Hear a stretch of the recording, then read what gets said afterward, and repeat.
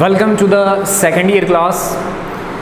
मेरा ये वीडियो बनाने का मकसद ये था कि मैं आपको बुक में मौजूद जो नॉलेज है उसे सिंपल वर्ड्स यूज़ करके आप लोगों तक पहुंचा सकूं। तो लेट्स से मैं देखता हूं कि मेरी ये कोशिश कितनी कामयाब होती है। तो आज का जो हमारा टॉपिक है वो सेकेंड ईयर का फर्स्ट चैप्टर से very fundamental and basic topic is Coulomb's law. इस टॉपिक के ऊपर हम बात करते हैं। तो अब आप देखिए कि जो हमारा डिस्कशन का टॉपिक था वो कूलम लॉ है। तो कूलम लॉ का सबसे पहले हम ओवरव्यू देखते हैं कि इस चीज़ में हम कौन कौन सी चीज़ों को डिस्कस करेंगे।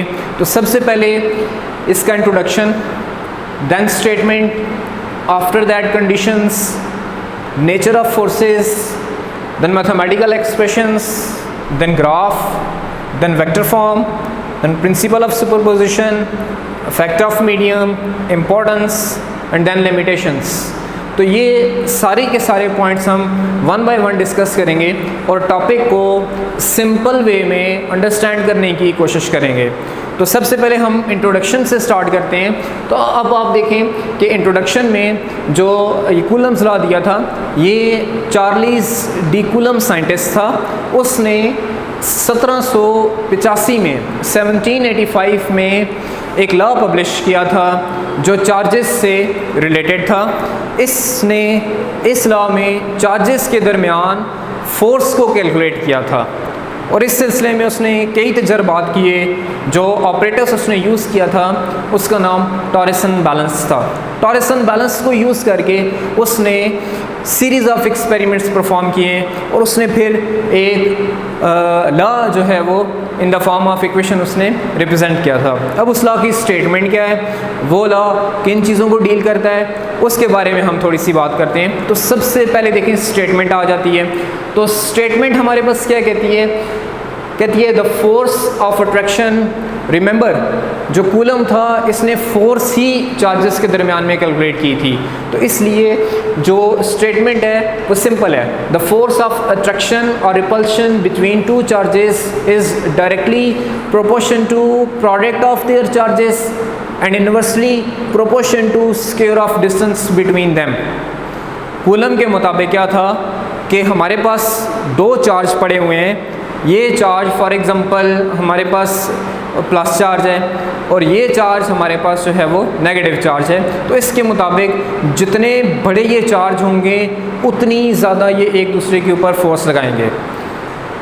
That words mean the force of attraction और repulsion between two charges is directly proportion to product of charges.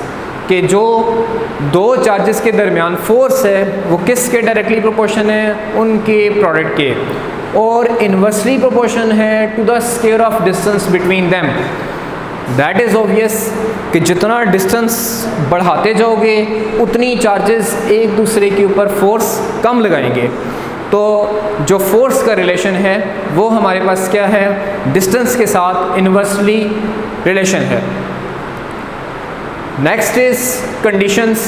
Coulomb law के लिए कौन कौन सी कंडीशंस सूटेबल हैं, उसके बगैर ये लॉ हम अप्लाई नहीं कर सकते। तो अब आप देखें जो कूलम लॉ है, कूलम लॉ में पहली कंडीशन ये है charges should be at rest. Charges rest पे होने चाहिए। What does this mean? इस चीज़ का मतलब क्या है? इट डजंट मीन कि हमारे पास मेरे हाथ में ये एक इलेक्ट्रॉन है, ठीक है, एक ये इलेक्ट्रॉन है, अब ये दोनों रेस्ट पे पड़े हुए हैं तो एक दूसरे के ऊपर ये क्या कर रहे हैं, ये फोर्स लगा रहे हैं। No, it doesn't mean that. ये मतलब इसका नहीं है। इस चीज़ का मतलब क्या है, देखें जो हमारे पास चार्ज पार्टिकल्स होंगे, फॉर एग्जांपल इलेक्ट्रॉन्स हैं या प्रोटॉन्स हैं, वो किसी एटम का हिस्सा होते हैं। तो चार्जेस एट रेस्ट मीन, अब आप एटम को देखें तो एटम के अंदर इलेक्ट्रॉन मुसलसल रिवॉल्व कर रहे होते हैं और प्रोटॉन इनसाइड द न्यूक्लियस भी उनकी कुछ ना कुछ वाइब्रेटरी मोशन हो रही होती है।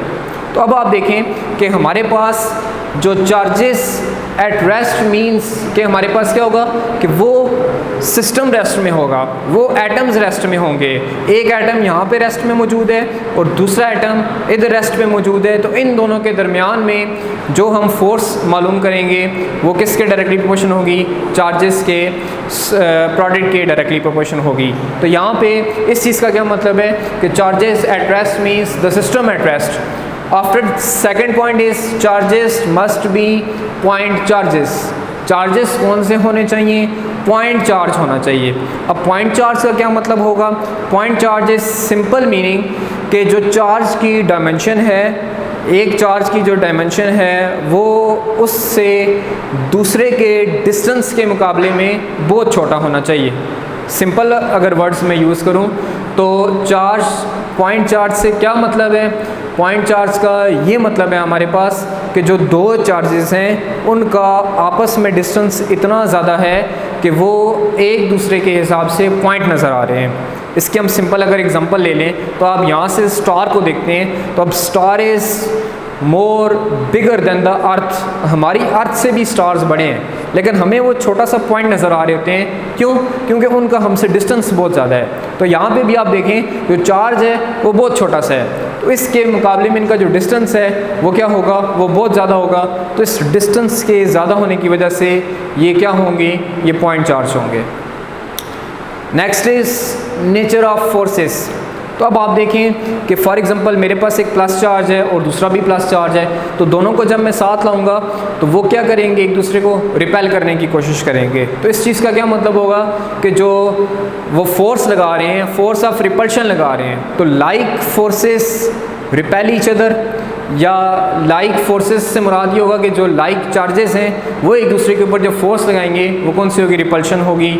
और जबकि अपोजिट चार्ज जो फोर्स लगाएंगे वो कौन सी होगी? वो अट्रैक्टिव होगी। एक प्लस होगा और एक माइनस होगा तो ये अट्रैक्ट करेंगे। तो that's what I written here, like forces repel each other while unlike forces attract each other. उसके बाद मैथमेटिकल एक्सप्रेशंस हमारे पास आ जाते हैं कि कूलम लॉ से हम मैथमेटिकली क्या चीज़ जो है वो ऑब्टेन कर रहे हैं। तो अब आप देखें कि जो स्टेटमेंट थी, स्टेटमेंट के मुताबिक फोर्स किसके डायरेक्टली प्रोपोर्शन थी? प्रोडक्ट ऑफ चार्जेस के। तो F is proportion to Q1 Q2 मैंने लिख दिया, इसको इक्वेशन नंबर 1 का नाम दे दिया। सेकेंड इज F किसके इन्वर्सली प्रोपोर्शन थी? स्क्वायर ऑफ डिस्टेंस के। तो F is inversely proportion to square of distance. इसको मैंने इक्वेशन नंबर 2 का नाम दे दिया। हम इन दोनों इक्वेशंस को कंबाइन करते हैं और F is proportion to Q1 Q2 divided by R square. इस प्रोपोर्शनलिटी को रिमूव करते हैं तो कांस्टेंट यूज़ करते हैं। F is equal to constant Q1 Q2 divided by R square, और कांस्टेंट यहाँ पे हम जो यूज़ करेंगे वो K होगा। K इज कूलम कांस्टेंट, और K किसके बराबर है? 1/4 पाई एप्सिलॉन नॉट के। अब यहाँ पे एक दो क्वेश्चंस हैं वो मैं आपके लिए यहाँ पे मेंशन कर रहा हूँ कि उसका आप जो है वो आंसर फाइंड आउट करें। First question is what? जो कूलम्स लॉ में फोर्स है वो स्क्वायर की ही इन्वर्सली प्रोपोर्शन क्यों है?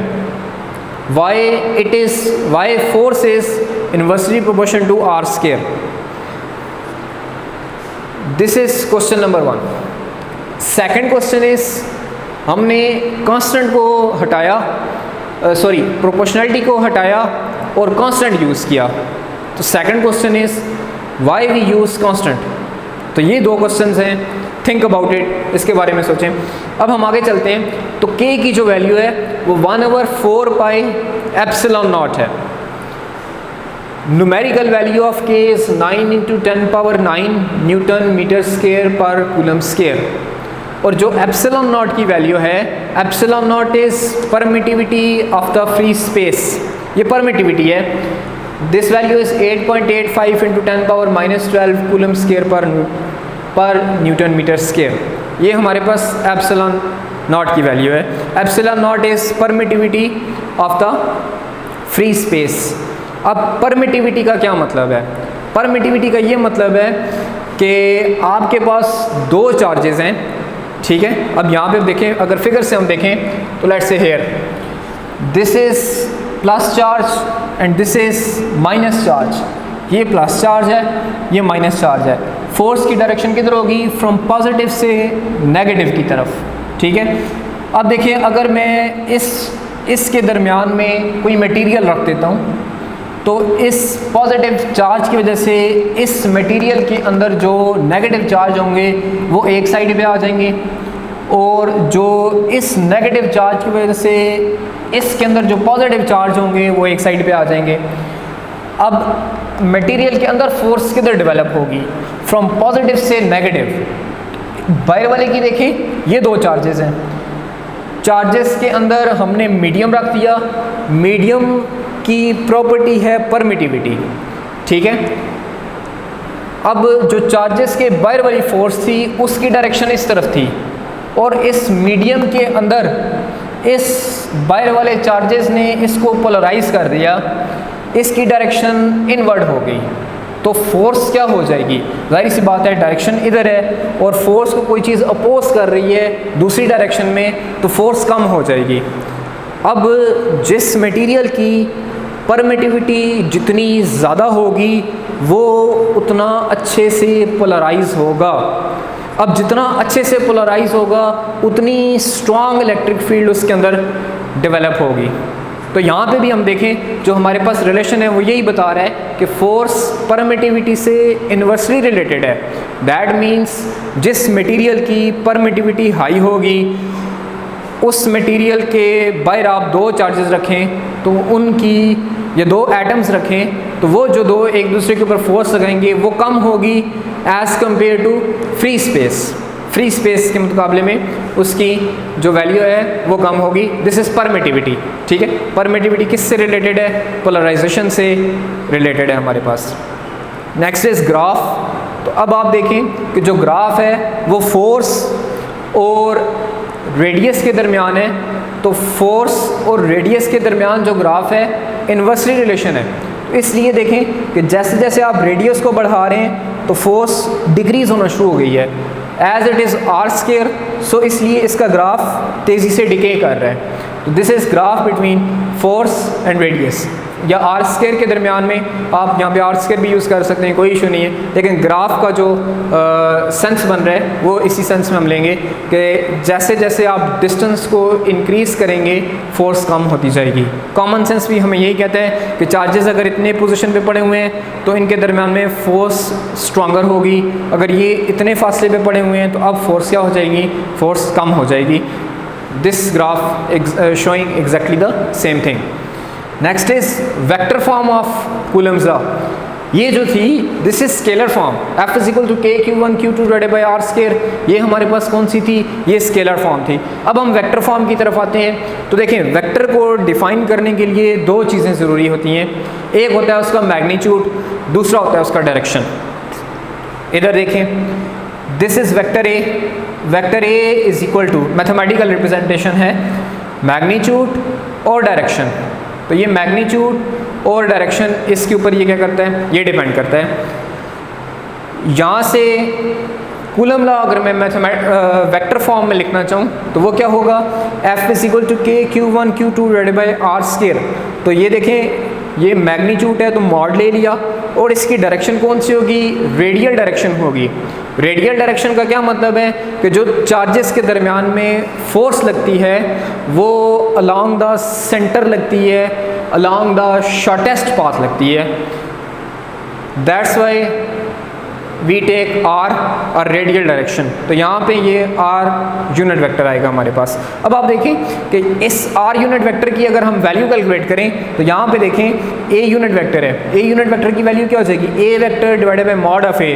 तो इधर अगर आर यूनिट वेक्टर होता तो मैं R vector divided by mod of R करता। तो एग्जैक्टली मैंने यहाँ पे यही काम किया है।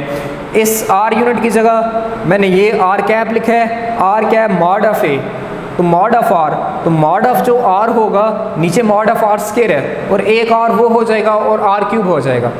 तो ये दो तरीक़ों से आप इसको रिप्रेजेंट कर सकते हैं, but both mathematical equations have same physics. Physics change नहीं होगी, फिज़िक्स इनकी वही रहेगी। सिर्फ हम इसको क्या कर सकते हैं, दो तरीक़ों से मैंने आपको बता दिया कि हम इसको रिप्रेजेंट कर सकते हैं। अभी हम यहाँ पे देखते हैं कि वेक्टर फॉर्म में फोर्सेस कैसे एक दूसरे के ऊपर एग्जर्ट करती हैं, तो उसके लिए हम फिगर को अंडरस्टैंड करते हैं। तो फिगर में अगर आप देखें तो दिस इज़ वन चार्ज, इसे मैंने Q1 का नाम दिया हुआ है, दिस इज़ सेकेंड चार्ज, इसे मैंने Q2 का नाम दिया हुआ है। इन दोनों के दरमियान में जो डिस्टेंस है वो हमने R लिया हुआ है, separation between them is R। तो अब आप देखें मैंने डिस्टेंस जो लिया वो इस सेंटर से इस सेंटर तक का लिया।